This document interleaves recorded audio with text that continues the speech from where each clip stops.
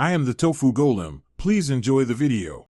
You start by powering down and removing the battery. Do that first so nothing moves. Next, peel back the 2 rubberized corner pads to expose the T8 screws, then use a T8 Torx driver to remove the 4 screws.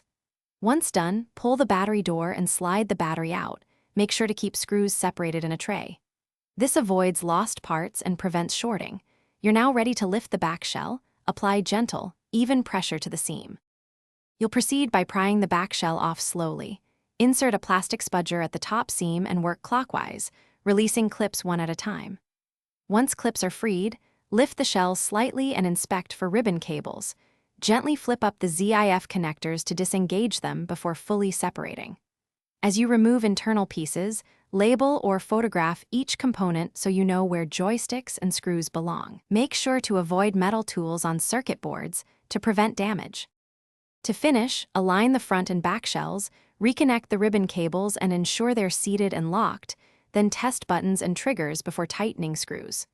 Once satisfied, reinstall the 4 T8 screws and press the rubber pads back into place.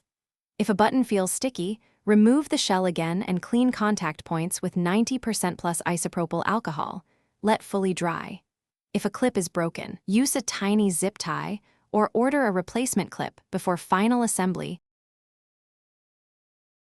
Thanks for watching.